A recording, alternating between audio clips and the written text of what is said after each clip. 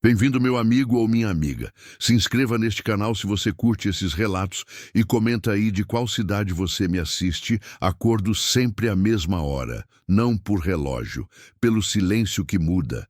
Aquele silêncio onde os grilos começam a ficar quietos e a claridade começa a furar a cortina de chita gasta, desbotada pelo tempo. Fazem exatamente 12 anos que não ouço nem a respiração de outro corpo nesta casa. 12 anos, 2 meses e 17 dias. Mas quem está contando?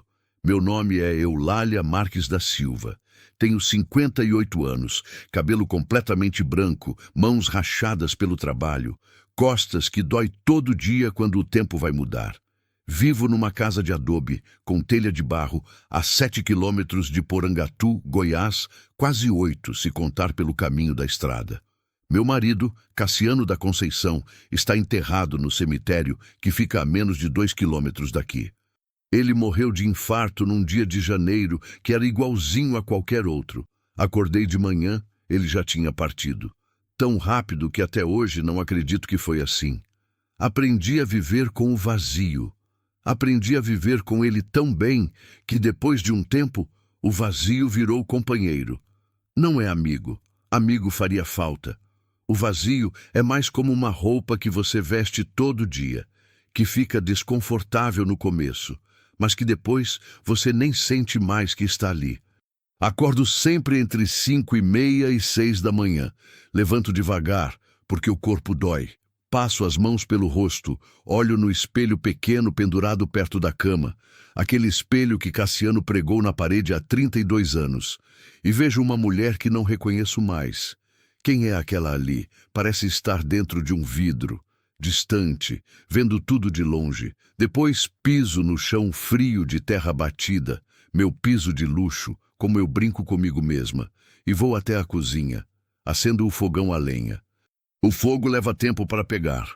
Enquanto espera, coloco a água no bule preto, aquele que tem um buraco pequeno perto da base e que eu tampo com cera velha. A água ferve lentamente.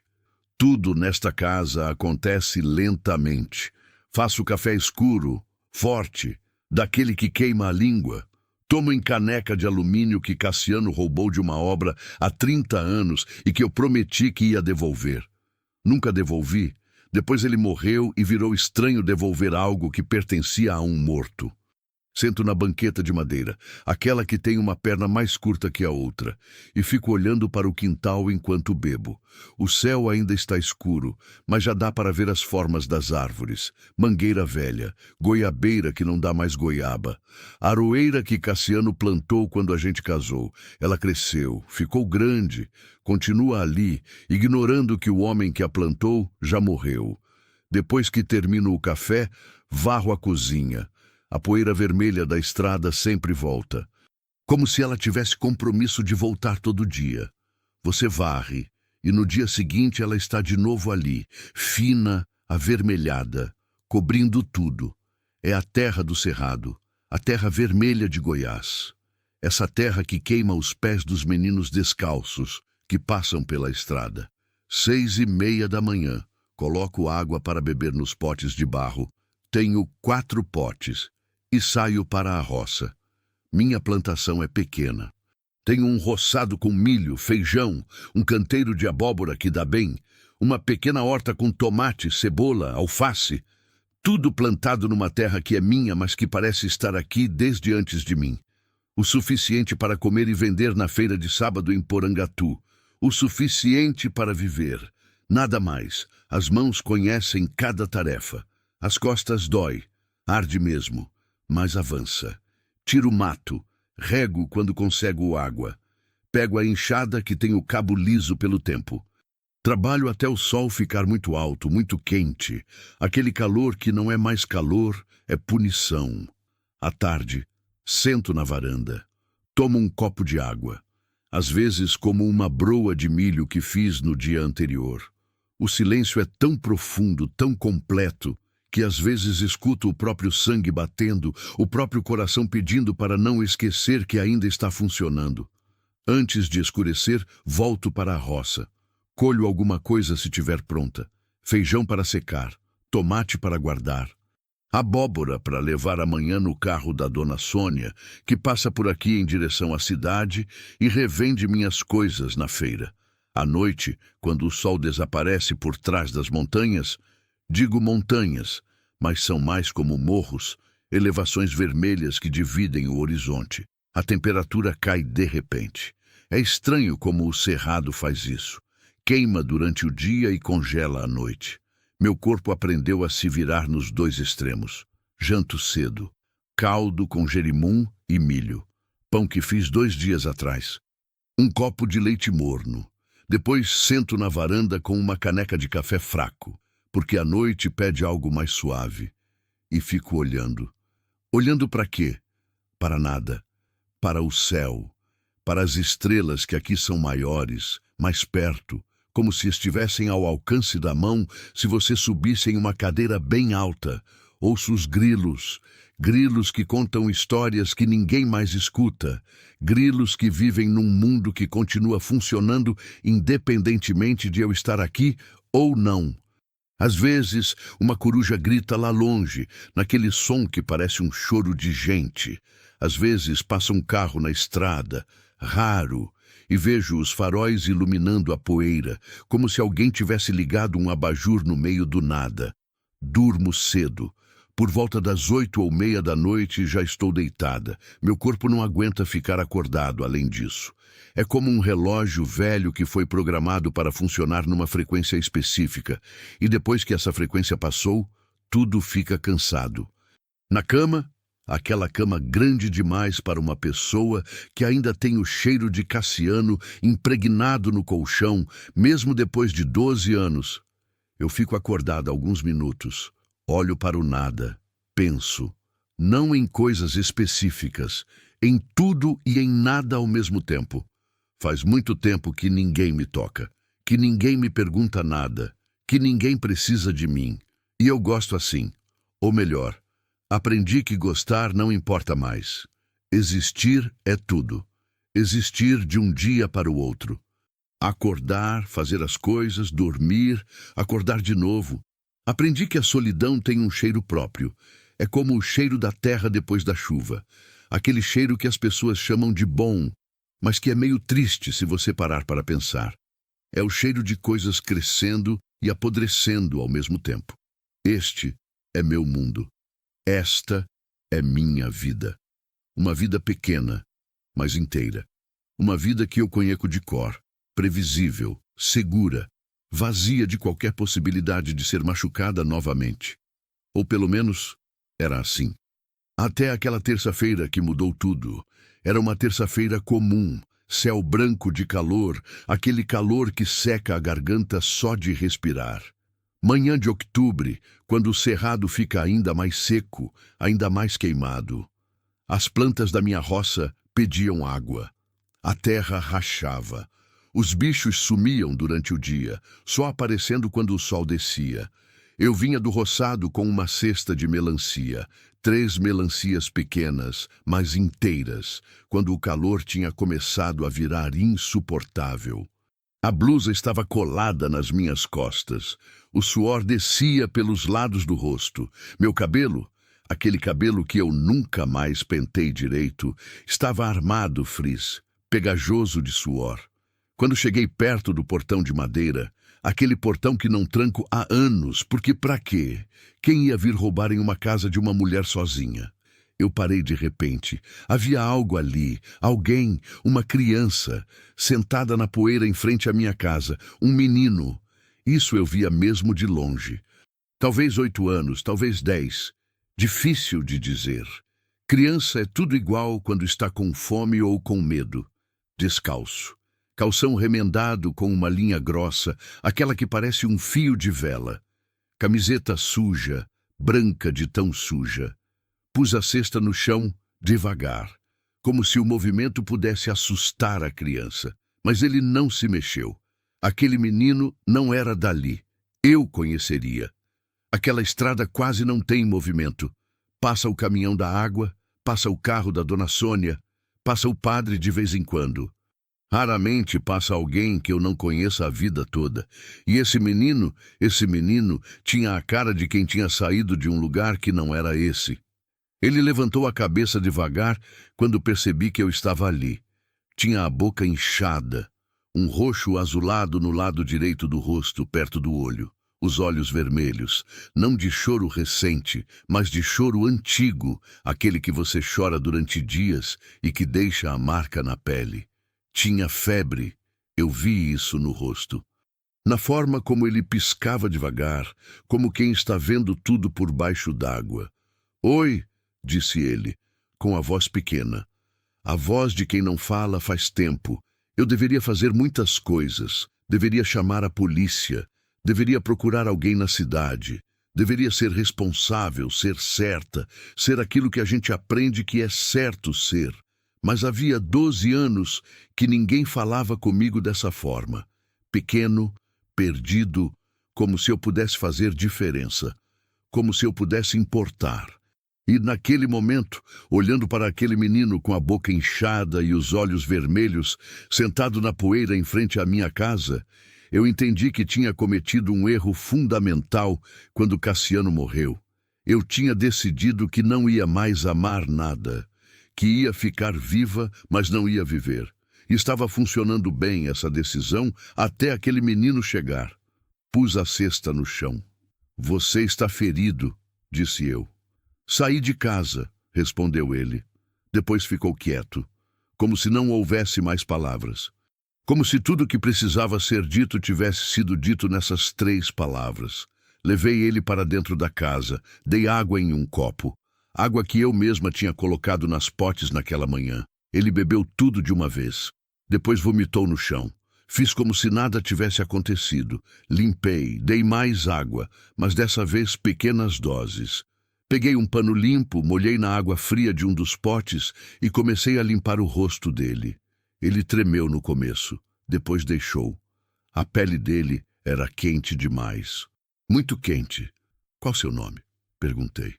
Pedro, respondeu baixinho. Quantos anos? 9. Você quer dormir? Ele acenou com a cabeça. Eu o levei até o quarto que era para hóspede. Aquele quarto que ninguém nunca tinha entrado. Onde a cama ainda tinha aquele cheiro de mofo de quarto que ninguém dorme. Tirei o colchão, sacolejei para tirar poeira. Coloquei um lençol, um dos que eu guardava para quando tivesse visita. Visita que nunca vinha, mas eu guardava mesmo assim. Porque uma mulher solitária continua esperando, continua deixando o quarto arrumado, continua deixando tudo pronto para um dia que nunca chega. Pedro dormiu na mesma hora, aquele sono pesado de quem está escapando de algo. Seu corpo relaxou todo quando a cabeça tocou no travesseiro. Sua respiração ficou profunda. Naquela noite, enquanto ele dormia ao lado, eu fico acordada. A responsabilidade pesa diferente. Pesa como quem está acostumado a carregar apenas seu próprio peso e, de repente, tem que carregar mais alguma coisa. O silêncio não é mais confortável. É tenso, porque agora há outro coração batendo nesta casa, outro corpo respirando, outra vida dependendo das minhas decisões. E eu não sei mais quem sou quando não estou sozinha. No dia seguinte, a febre de Pedro subiu. Muito. Ele acordou gritando. Gritava no sono, chamava por mãe. Depois chamava por um nome que parecia ser Dona Maria. Depois xingava, chamava o pai de nomes que eu nunca tinha escutado sair da boca de uma criança. Depois chorava, mas sem som, só com o corpo tremendo. Eu ficava ao lado dele o tempo todo. Colocava pano molhado na testa, tentava dar água. Sussurrava coisas que minha mãe sussurrava para mim quando eu tinha febre, aquelas palavras que não fazem sentido, mas que acalmam. Rezei. Rezei uma oração que meu avô me ensinou, aquela que eu não acredito, mas que repito mesmo assim. Porque quando você está assustado o suficiente, qualquer coisa que pode ajudar é melhor que nada. No terceiro dia, Pedro piorou. A febre não caía. Ele começou a vomitar. A suar tanto que eu tinha que trocar o lençol 3, 4 vezes por dia. E naquela tarde, enquanto eu trocava o lençol pela quinta vez, olhei para a janela e vi as nuvens chegando. Nuvens escuras, daquelas que você sente na pele que vai ser chuva forte. Vai chover, sussurrei. Eu não gostaria de estar certa. Começou logo depois do jantar. Chuva fina no começo, depois chuva que zunia, que tinha vento junto, aquela chuva que vira o mundo de cabeça para baixo. Os grilos sumiram, o vento batia nas janelas com fúria, como quem está tentando entrar. A casa toda chiava. A porta da cozinha, aquela que eu nunca conseguia afivelar direito, começou a bater. Abrir, fechar, abrir, fechar. Um som que você escuta a noite toda. Não conseguia dormir. Ficava acordada, ouvindo a chuva, ouvindo o vento, ouvindo Pedro gritar de febre no quarto ao lado. Pensei em sair no meio da chuva, correr até a cidade, procurar um médico, mas a estrada tinha virado lama. O carro da dona Sônia não passaria, e mesmo que conseguisse chegar à estrada, iria até onde? Com uma criança que nem era minha, que eu tinha achado sentada na poeira há 3 dias? Naquela noite eu cometi um crime. Não era crime de verdade, mas cometi o crime de amar, de deixar alguém entrar, de ficar responsável. O quarto todo virou um rio quando o telhado começou a vazar. Coloquei baldes, panelas, qualquer coisa que pudesse segurar água. A água caía direto na cama onde Pedro dormia. Tirei ele de lá, colei seu corpo quente contra o meu, ele tremendo de frio apesar da febre, e o levei para a cozinha, que era o lugar mais protegido da casa. Ficamos lá a noite inteira. Eu sentada, ele deitado sobre minhas pernas, enquanto a chuva caía e eu rezava aquela oração que não acredito. Rezava, rezava, rezava, como se repetindo fosse o suficiente para mudar alguma coisa.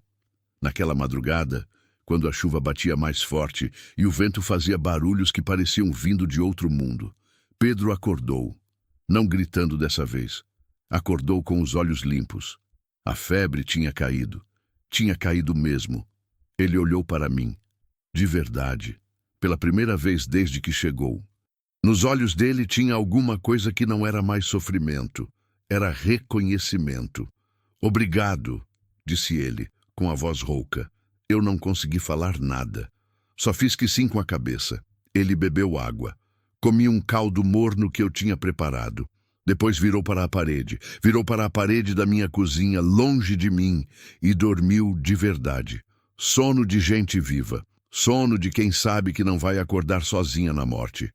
E eu fiquei ali, sentada na banqueta de madeira com a perna torta, sentindo o peso desse menino descansando contra minhas pernas.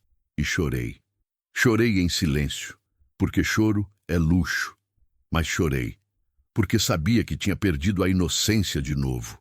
Sabia que aquela vida pequenininha, vazia, segura, aquela vida tinha acabado. A chuva parou no 5º dia. A estrada secou no 6º. Pedro se levantou no 7º, fraco ainda, mas vivo. De verdade vivo. Comeu bem. Tomou 3 tigelas de caldo. Ajudou a varrer a cozinha. Varria sem ser pedido, como se quisesse pagar alguma dívida. Brincou com uma pedra na varanda, jogava para cima e pegava. Ficava horas fazendo isso. Mas agora eu tinha uma pergunta que doía. Uma pergunta que precisava fazer, mesmo que a resposta queimasse. Eu esperei. Esperava o momento certo, que nunca vem, mas você espera mesmo assim. Uma tarde, enquanto ele brincava com a pedra, eu senti coragem, ou desespero, ou essas duas coisas juntas. Seu pai, ele bate em você? Perguntei. Pedro parou de jogar a pedra, ficou olhando para a mão, segurando aquela coisa sem valor durante muito tempo. Bate, respondeu. Bate mesmo, desde que minha mãe faleceu. Compreendi tudo, a boca inchada, os olhos vermelhos, a forma como ele tremeu quando eu o toquei pela primeira vez, a forma como ele perguntava se eu ia bater também, porque ele perguntou nos primeiros dias, enquanto a febre ia e vinha, você vai bater em mim também? Aquela criança tinha aprendido que o mundo era feito de violência, Tinha aprendido que as mãos que deveriam protegê-lo eram as mãos que machucavam. E ele tinha fugido. Simplesmente saído de casa um dia, caminhado pela estrada até cansar, se sentado na poeira em frente a uma casa qualquer e esperado. Esperado por quê? Por alguém que parasse. E eu tinha parado. Sua mãe? Perguntei. Como era? Boa, respondeu ele. Fazia comida boa. Cantava enquanto cozinhava. Naquele momento, algo quebrou em mim. Não era dor. Dor eu já conhecia. Era a verdade.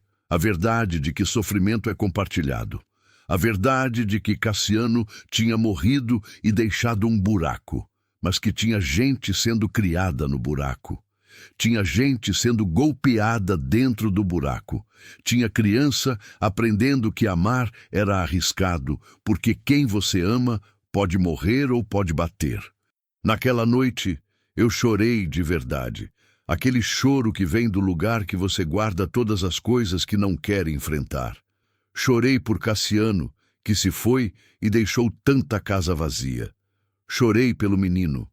Chorei por mim, por ter aprendido que amar dói e ter aceitado viver sem dor durante 12 anos. Chorei porque percebi que estar viva não é o mesmo que estar vivendo. Eu estava apenas respirando. À noite, Pedro colocou a mão na minha. Meu corpo inteiro ficou rígido. Porque toque é coisa que a gente esquece. É fácil esquecer o toque de outro corpo. Fácil demais. Você fica triste, observou Pedro. Fico. Por quê? Porque as pessoas que a gente ama vão embora. E a gente fica aqui, sozinho. Ele ficou em silêncio. Aquele silêncio de criança que está compreendendo alguma coisa grave.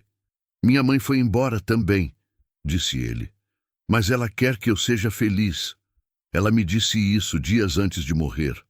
Ela me pegou no colo e disse, mesmo que eu vá embora, você tem que ser feliz. Promete para mim? Eu não conseguia falar. Você é triste, continuou Pedro, mas você não é má. Você é sozinha. Mas agora eu estou aqui. Então você não está mais sozinha.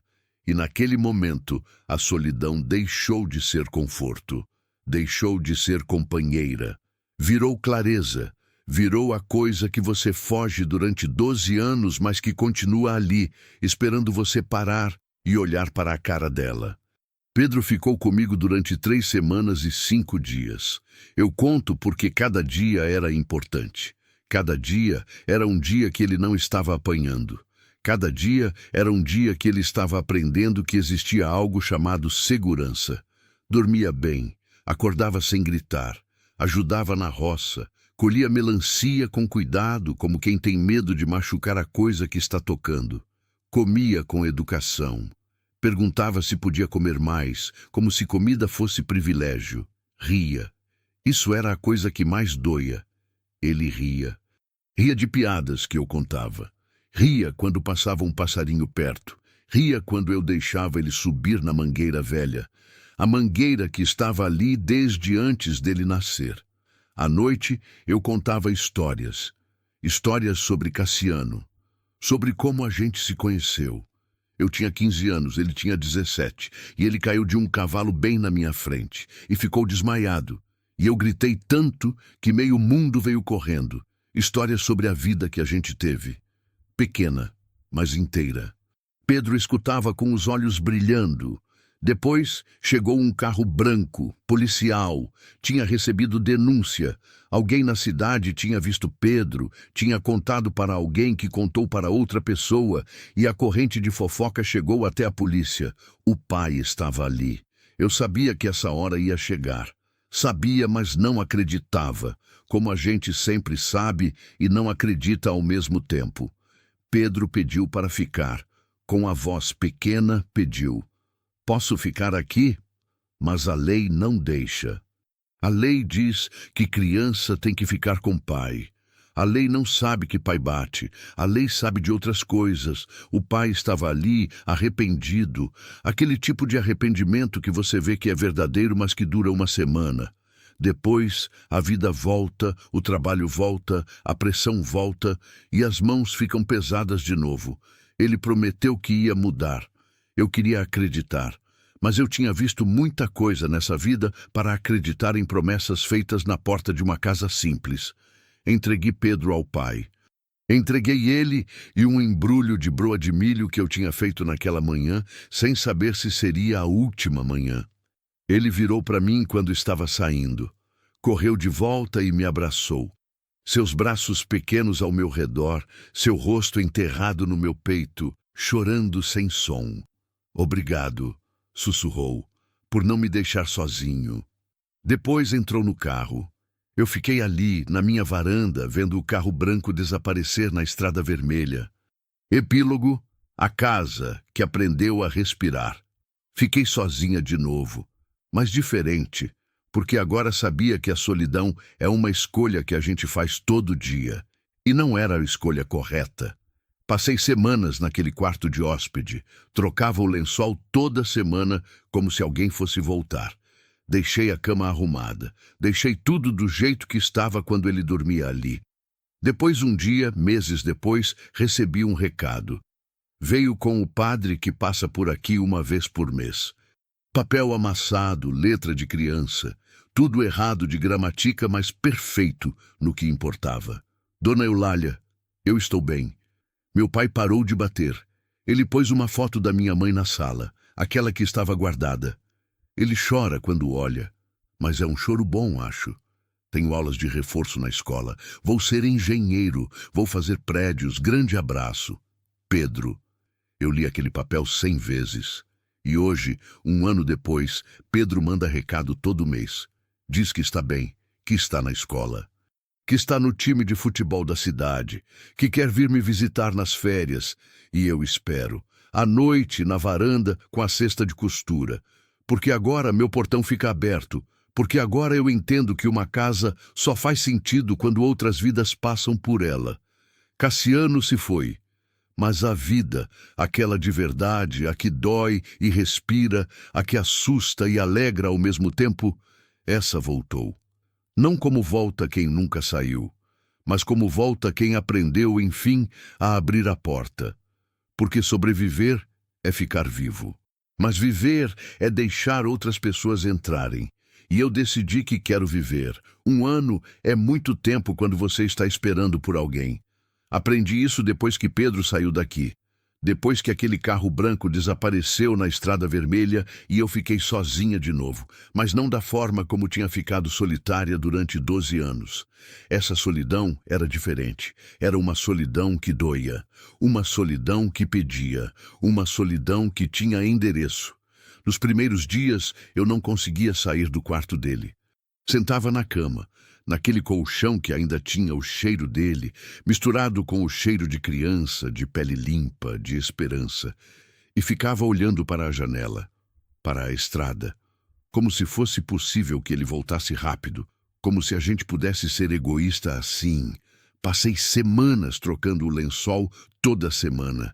Toda semana eu tirava, lavava, pendurava para secar no sol, aquele sol de cerrado que queima de verdade, e depois colocava de novo. Era ritual, era forma de mantê-lo perto. Era jeito de não aceitar que ele tinha ido embora. Dona Sônia, aquela que passa com o carro na sexta-feira para pegar minhas verduras, viu meu rosto naquela primeira sexta-feira depois que Pedro saiu. Tá com a cara de quem perdeu alguém, disse ela descendo do carro. Eu não respondi na hora. Porque como é que você explica para alguém que você tinha encontrado uma criança há 3 semanas, que aquela criança dormiu na sua cama, que você rezou uma oração que não acreditava para que ela não morresse, que cozinhou caldo com as próprias mãos tremendo, que ouviu aquele menino rir pela primeira vez em quem sabe quantos anos, e depois você deixou ela ir embora? Perdi, respondi finalmente. Dona Sônia entrou na casa comigo. Entrou sem ser convidada, aquela forma que as mulheres têm de entrar quando percebem que alguém está caindo. Ela viu o quarto arrumado, a cama com lençol novo, tudo esperando por ninguém. Ah, disse ela, só isso. Ah, mas aquele continha um mundo inteiro. continha compreensão, continha a sabedoria de alguém que também tinha vivido o suficiente para saber o que dói e o que não tem cura rápida. Ele era seu? Perguntou. Não, mas... E eu não consegui terminar. Dona Sônia se sentou na cama. Cama de uma mulher solitária. Cama que virou cama de 2 pessoas por pouco mais de 20 dias. Cama que voltaria a ser de uma pessoa só. Meu filho, começou ela, daquele jeito que as mães têm de começar histórias difíceis. Quando tinha 10 anos, eu o levei para a cidade. Achava que ele precisava ir para uma escola melhor. Deixei ele com minha irmã. Ele ia ficar lá durante 5 anos. 5 anos. Aquele era o plano, direitinho, pensado. Ela ficou em silêncio. Ele voltou depois de 3, continuou. Fugia toda semana da casa da minha irmã, caminhava 5 horas pela estrada para voltar aqui. Fugia. E eu tinha que buscá-lo e levar de novo. Até que um dia ele chegou aqui com uma febre terrível, quase morreu. E eu entendi que criança não é coisa que a gente planta e colhe quando dá bom. Criança é coisa que cresce com a gente, que precisa de raiz onde ela nasceu. Ela olhou para mim. Você fez certo. Você o salvou.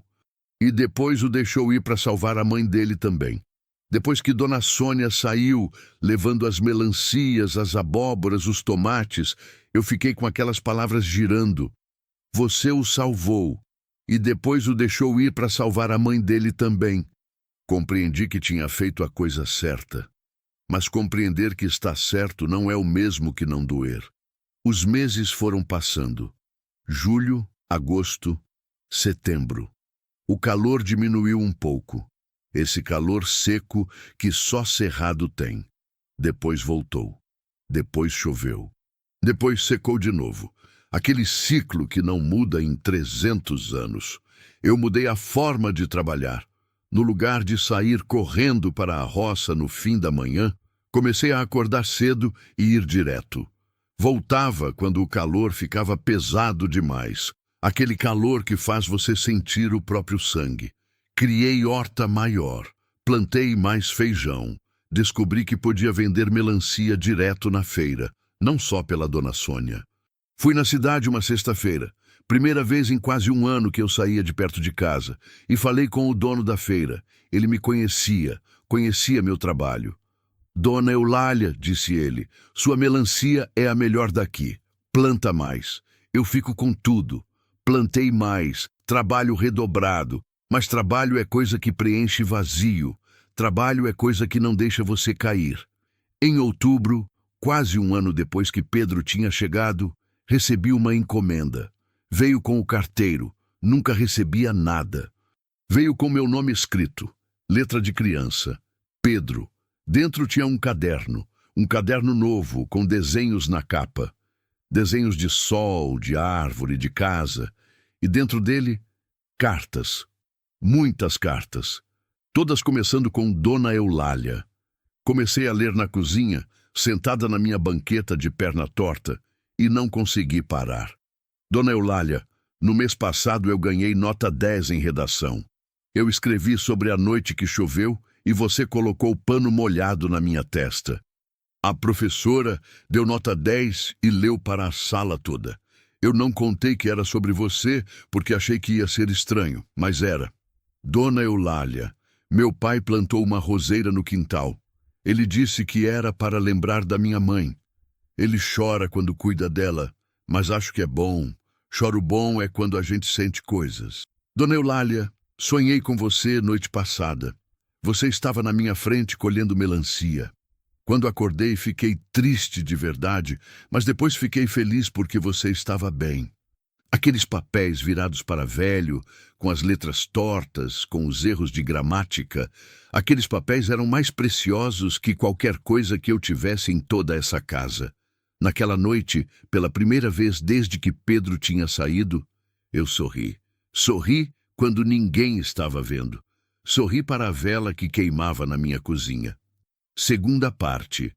O retorno e a transformação. Dezembro chegou rápido. Dezembro é mês de férias. Mês em que criança volta para casa. Mês em que o mundo está quente demais e tudo brilha de luz, enquanto a gente está dentro sofrendo de calor. Eu não sabia se Pedro ia vir. As cartas vinham, mas letras e presença são duas coisas diferentes. Cartas podem ser mentira. Cartas podem ser obrigação. Presença é quando a gente aposta que aquela pessoa importa mesmo. Uma semana antes das férias começarem, recebi outro recado. Dessa vez, com o padre. O padre que passa por aqui uma vez por mês, benzendo tudo que é lugar, rezando para os mortos, comendo feijão com carne na casa de alguém que o convida. Dessa vez ele trouxe um bilhete pequeno, amassado, com caligrafia que eu reconhecia. Vou chegar dia 20 de dezembro de manhã. Meu pai vai de carro. A gente vai ficar 3 dias. Tenho muita coisa para te contar. Saudades, Pedro. Eu li aquele bilhete 40 vezes. Saudades. Uma criança de 10 anos escrevendo saudades para uma mulher que ele tinha conhecido há 1 ano, que tinha dormido na sua cama, que tinha lavado seu rosto com água e pano. Comecei a preparar a casa como se fosse sagrado. Limpei o quarto dele, de verdade, não aquele ritual de trocar lençol. Limpei as paredes com pano molhado, varri, arrumei. Coloquei flores numa lata vazia, girassol, aquele que eu tinha plantado, mas que não tinha cuidado direito, mas que mesmo assim nasceu. Na cozinha, comecei a planejar comida. O que uma criança gosta de comer? Comida que sente bem, comida que a gente faz quando ama alguém. Fiz broa de milho, a mesma que tinha feito quando ele saiu. Fiz bolo de fubá. Fiz doce de melancia em calda.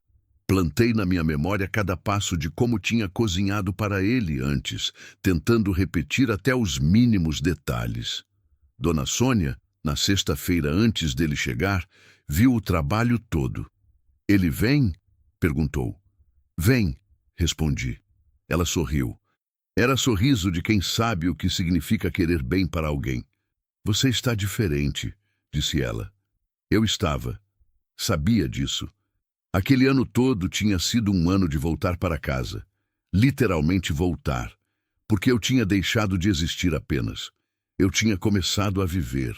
Acordei às 5 da manhã do dia 20 de dezembro. Não consegui dormir direito. Dormia um pouco, acordava, ficava pensando em coisas, dormia de novo. Aquele sono de gente esperando. Tomei banho. Coloquei roupa limpa. Não aquele vestido sempre igual que eu usava todo dia. Coloquei outro, penteei o cabelo. Que coisa estranha é isso, a gente fazer coisa para parecer bem para alguém. Faz tanto tempo que eu não fazia isso. 7 da manhã, o carro ainda não tinha chegado. 8, nada. Comecei a imaginar que não iam vir, que tinha tido um problema, que aquilo era mentira, que eu era ingênua, que criança não era responsável de prometer nada. 9h30. Eu estava sentada na varanda, olhando para a estrada, quando senti a poeira levantando lá longe. Carro vindo. Meu coração começou a bater rápido demais, como coração de adolescente, como coração de alguém que tem esperança. O carro apareceu. Era velho, preto, com vidro riscado. Parou em frente à minha casa e saiu um menino correndo. Não era mais aquele menino que tinha saído daqui 1 ano antes. Era maior, mais alto, rosto diferente. Mas era Pedro. Ele correu na minha direção e eu levantei. Levantei de repente e abri os braços. E ele entrou neles como se aquele espaço tivesse sido feito para ele. Como se ele tivesse vindo de um lugar distante apenas para voltar naquele exato momento. Fiquei abraçando aquela criança na minha varanda, com o calor queimando, com a poeira levantando do carro do pai. E chorei. Chorei de forma que nem tinha como esconder. Oi, sussurrou Pedro no meu ombro. Oi, respondi. Seu pai saiu do carro. Homem de meia idade, rosto cansado, mas com os olhos que reconhecia, aquele olhar de quem estava tentando consertar as coisas. Veio até nós. Estendeu a mão. Dona Eulália, disse ele. Obrigado, obrigado mesmo. Eu apertei a mão dele. Não era para me fazer heroína, mas o pai dele sentia gratidão e isso muda a coisa. Gratidão verdadeira. Quer entrar? Perguntei. Ele entrou. Tomou café. Comeu broa de milho. Falou sobre trabalho, sobre como Pedro estava na escola, sobre como estava tentando ser pai melhor. Palavras que não mudavam o passado, mas que mostravam que ele sabia que o passado tinha acontecido. Depois ele disse que ia sair, que ia procurar a irmã, que morava mais perto, e voltava em 3 dias para buscar Pedro. Vocês dois têm tempo para conversar, disse ele, olhando para mim e para Pedro. Tempo é coisa que a gente nunca tem direito. Quando tem, a gente aproveita. Depois que ele saiu, carro preto desaparecendo na estrada vermelha, eu fiquei sozinha com Pedro, de verdade sozinha, naquela minha casa que tinha ficado vazia por tanto tempo. Aqueles 3 dias foram uma vida inteira. Não foi simples. Não foi como aqueles primeiros dias, quando Pedro tinha febre e dormia a maior parte do tempo. Agora, ele estava acordado, estava vivo, estava falando, falava o tempo todo. Contava sobre a escola, aquele lugar que ele agora gostava porque tinha amigas e porque a professora acreditava que ele podia ser algo. Contava sobre o time de futebol, que ele tinha começado a treinar e que talvez fosse goleiro porque era corajoso o suficiente para isso. Contava sobre o pai. Ele parou de bater, disse Pedro. Estávamos sentados na varanda, eu mexendo em feijão para limpar, ele ajudando. Ele diz que viu você cuidando de mim naquele dia. Que compreendeu que o que ele tinha aprendido sobre bater era coisa que ele tinha que desaprender. Eu não respondi na hora. A gente vai para a terapia, continuou Pedro. Tem um homem que a gente fala. Ele diz que raiva vem de medo. Que meu pai tinha medo de não ser bom o suficiente, que por isso ele batia. Aquilo era sabedoria demais para uma criança de 10 anos. Mas quando você vive alguma coisa de verdade, você fica sábio rápido. E como você está? Perguntei. Estou bem, respondeu ele. Estou diferente de quando cheguei aqui. Você sabe disso, né? Eu era criança que achava que sofrer era normal, que todo mundo apanhava. Aqui eu aprendi que existem pessoas que não batem, que cuidam. Ele olhou para mim. Você me ensinou que existem pessoas boas. Aquilo me quebrou de novo. Mas era quebra boa. Era quebra que precisava acontecer. Naquela noite, primeira noite dele aqui naquele retorno, eu fiz cama para ele no quarto de hóspede. Coloquei lençol limpo. Flores em lata, deixei a vela acesa do lado, aquela vela de sebo que faz claridade fraca. Ele dormiu cedo. Aquele sono de criança que se sente segura. E eu fiquei acordada na cozinha, ouvindo o silêncio agora diferente. Porque não era silêncio vazio, era silêncio que continha respiração, era silêncio que continha presença. No segundo dia, levei Pedro para a roça. Ele viu minha plantação maior, viu como eu tinha expandido tudo. Viu que eu tinha feito aquilo pensando nele, em como precisava trabalhar mais para ter do que oferecer. Você fez isso por mim? Perguntou. Fiz, respondi. Depois que você saiu, eu compreendi que não queria mais ficar apenas viva. Queria viver, e viver é ter coisa para oferecer para o outro. Ele pegou uma melancia nas mãos. Levantou para ver o peso, sorriu. Quando eu crescer, disse ele, eu vou vir morar aqui com você. Vou ajudar na roça. Vou plantar outras coisas. A gente vai fazer dessa casa uma fazenda de verdade. Aquela promessa de criança, feita no calor de cerrado, com melancia nas mãos, com sol queimando, aquela promessa era mais real do que qualquer contrato que alguém pudesse assinar. Eu acreditei. Não porque tinha certeza que ele ia voltar, mas porque naquele momento aquela promessa era verdadeira. E verdade no presente é tudo que a gente tem. No terceiro dia, Pedro chorou quando acordou. Sabia que o pai vinha buscá-lo, que aquilo ia terminar, que ele tinha que voltar para a sua vida, para a escola, para o pai, para o mundo que não era meu. Nós dois ficamos na cama dele até meio da manhã, só deitados em silêncio, eu com a mão no seu cabelo, ele com a cabeça no meu peito, ouvindo meu coração bater. Você vai ficar bem, disse ele. Como você sabe? Porque você é forte. Porque você aprendeu como a gente aprende quando é obrigado. Porque você vai ficar bem por mim também. Sabe? Quando a gente ama alguém, a gente tem que ficar bem.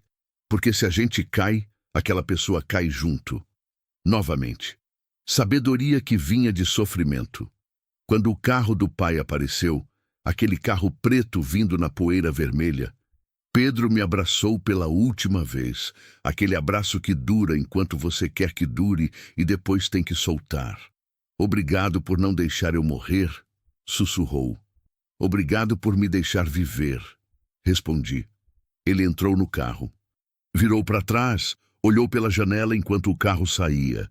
Virou até quando o carro virou a curva e desapareceu. Eu fiquei ali, na poeira vermelha, vendo a nuvem de pó levantando, achando que era fim. Mas não era fim, era começo.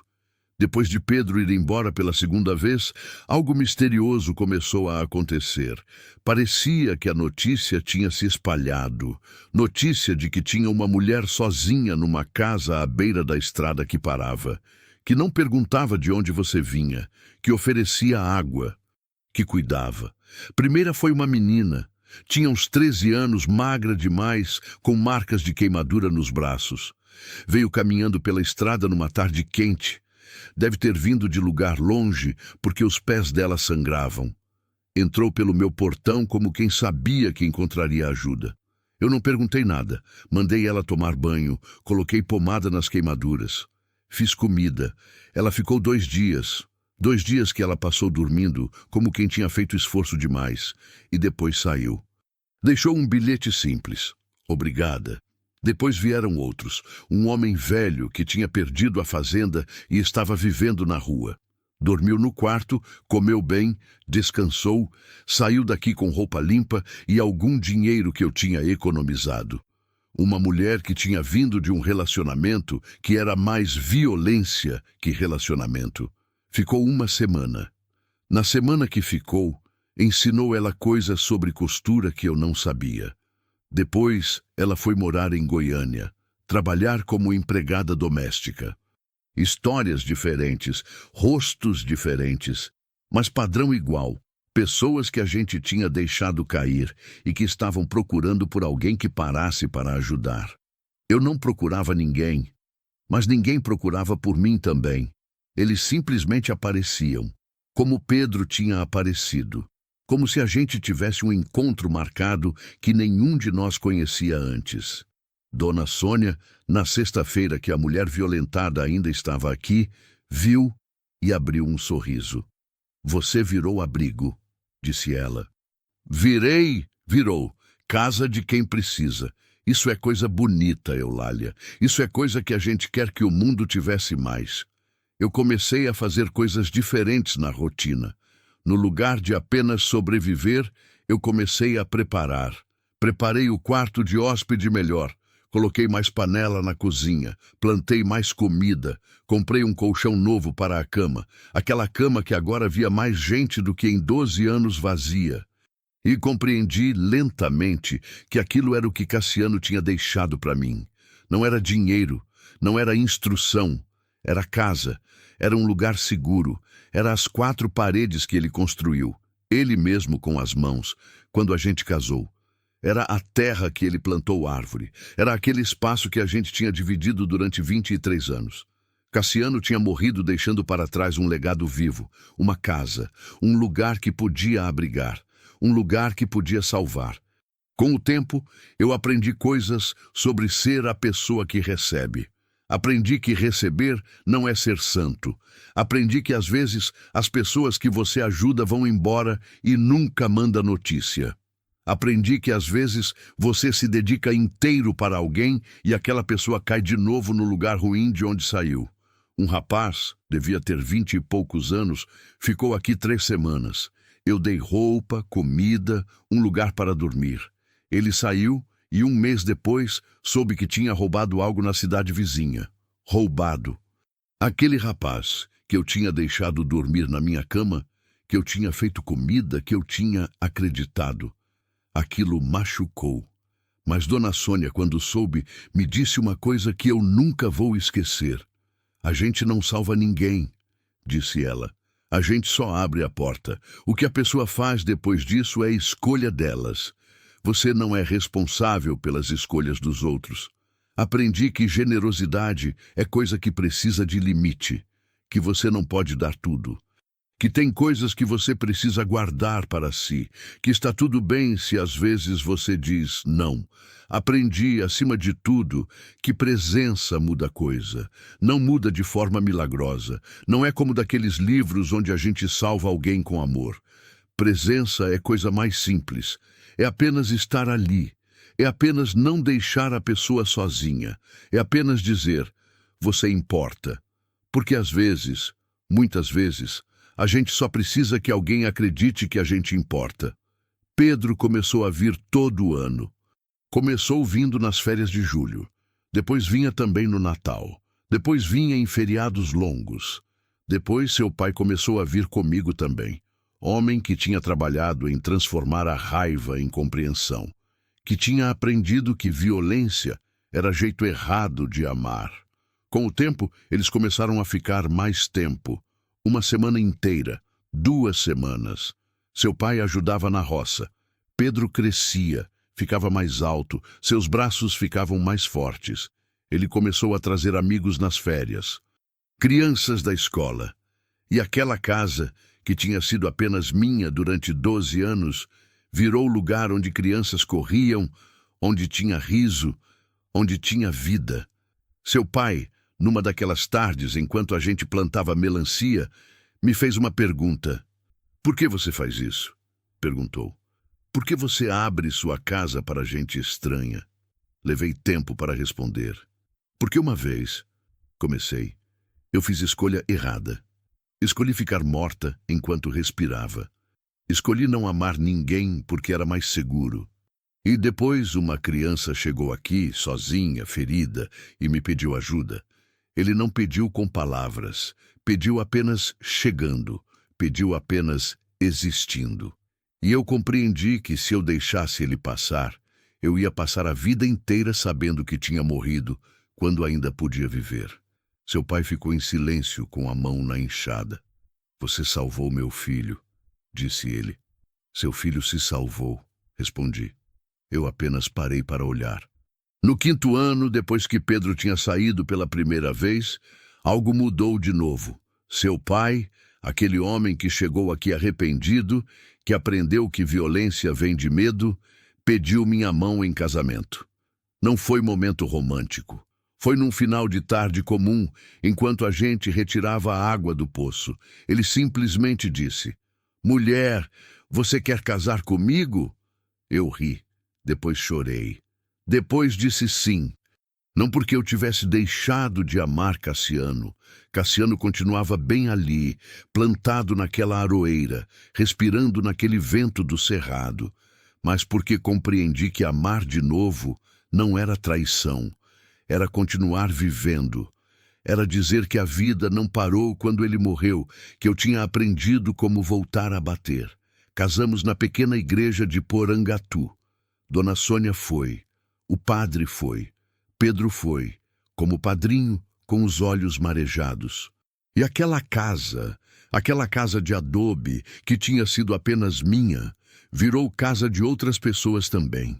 Hoje, 14 anos depois que Pedro apareceu na minha porta pela primeira vez, eu sou uma mulher diferente. Tenho 72 anos. Estou casada de novo.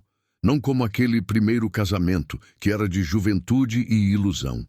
Esse segundo é de escolha real, de compreender que você precisa do outro, de aceitar ajuda, de dar ajuda.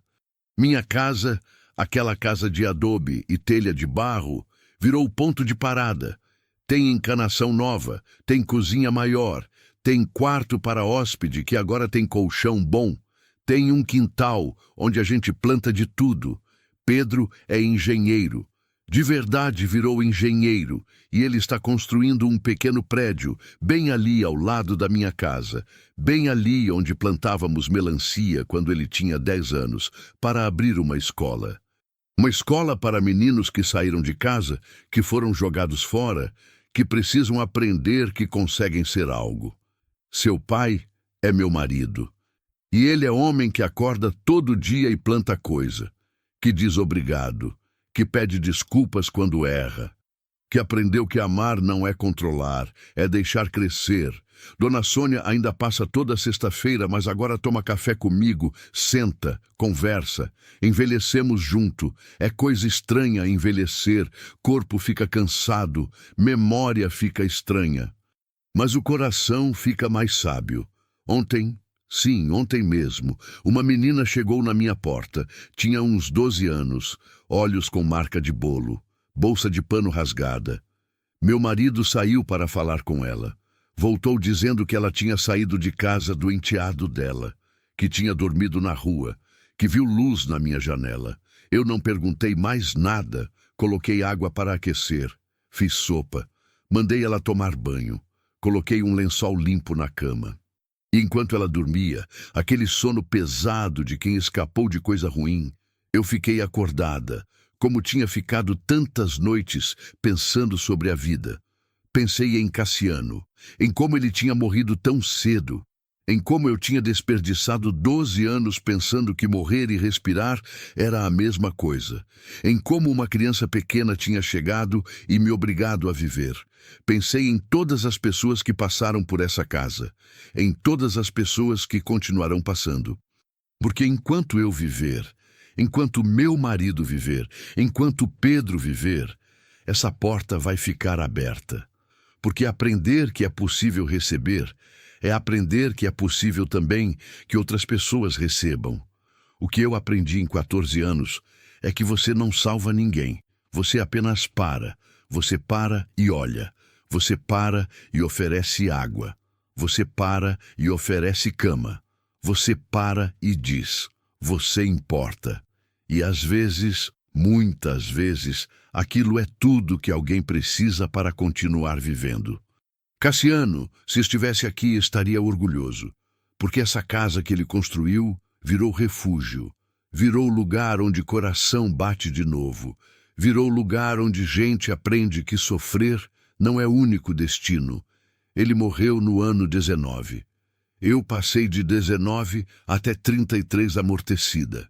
Depois acordei, ou fui despertada por uma criança com boca inchada e febre, e compreendi que era tempo de viver de verdade. Meu marido diz, e eu acredito, que Cassiano mandou Pedro para mim. Que do jeito que ele acreditava em Deus, ele acreditava que Deus não deixa ninguém sozinho. Que se você abre porta, alguém vai chegar precisando. Eu não sei se é Deus, eu não sei se é destino, eu não sei se é só coincidência que a gente encontra a pessoa no momento exato que precisa. Mas sei que existe coisa chamada humanidade, existe coisa chamada empatia, existe jeito que a gente se reconhece quando está perdido. Existe, porque eu fui aquela mulher que estava perdida. E depois uma criança chegou. Hoje à noite depois que aquela menina de 12 anos chegou, eu sento na varanda, como tenho feito toda noite durante 14 anos. Sento e bebo café fraco. Sento e ouço os grilos, sento e sinto o vento, mas agora é diferente. Agora tem gente dormindo dentro, tem meu marido dormindo no quarto que era só meu durante 12 anos, tem uma menina desconhecida descansando na cama que Pedro dormiu quando tinha 10 anos. Tem vida respirando onde tinha apenas vazio antes. Pedro, agora homem de 24 anos, engenheiro que constrói escolas, mandou mensagem no celular que comprei tem alguns anos. Disse que os pais dele estão vindo semana que vem, que trouxe namorada, que quer contar notícia importante, provavelmente noivado, provavelmente casamento, provavelmente criança daquele menino que uma vez estava sozinho, ferido, sentado na poeira em frente à minha porta, e eu vou estar aqui. Velha, cansada, mas aqui. Vou fazer comida, vou arrumar a casa, vou abrir a porta, porque aprender a abrir porta é aprender que a gente nunca está realmente sozinho. Cassiano entendeu isso quando viveu. Que casa é coisa que a gente constrói para outras pessoas também. Que vida é coisa que a gente compartilha. Que amar é risco que a gente corre, porque sem risco a gente não vive de verdade. Eu passei 12 anos sem arriscar. Vou passar o resto da vida, quantos anos ainda forem, abrindo porta. Porque silêncio, eu aprendi, não é paz. Silêncio é apenas ausência. E ausência é coisa que dói. Mas presença é coisa que cura. Há pouco, a menina acordou gritando. Pesadelo. Aquele tipo de grito que vem de quem está revivendo medo. Levantei. Devagar, porque corpo velho é corpo que dói, e fui para o quarto dela. Sentei na cama. Coloquei a mão no seu cabelo. Fiz o mesmo que tinha feito com Pedro 14 anos atrás. Sussurrei coisas que não têm sentido, mas que acalmam. Você está segura, sussurrei. Como você sabe? Perguntou ela com a voz pequena. Porque você está aqui. E aqui é lugar seguro. Você não me conhece. Não. Mas você importa. Você importa porque está viva, porque respira, porque alguém, você, acordou nessa cama sabendo que tinha lugar para vir. Isso importa. Ela chorou em silêncio. Aquele choro que a gente faz quando compreende que alguém se importa de verdade. Ficamos assim até ela dormir de novo. Quando voltei para a varanda, meu lugar, meu silêncio que agora tem vibração, meu marido estava lá, acordado também, segurando o café quente em 2 canecas. Senti na minha, quente na mão rachada pela idade e pelo trabalho. Ela vai ficar bem, disse ele. Vai, confirmei. Ficamos em silêncio, juntos, naquele silêncio que é companhia. O silêncio de 2 pessoas que entenderam que amar é estar ali quando tudo desaba. Acima de nós, o céu de cerrado, aquele céu que é maior que em qualquer outro lugar do mundo, brilhava com estrelas. E eu compreendi que tinha conseguido. Tinha conseguido deixar de estar morta enquanto respirava. Tinha conseguido viver. Tinha conseguido amar de novo. Tinha conseguido deixar a porta aberta.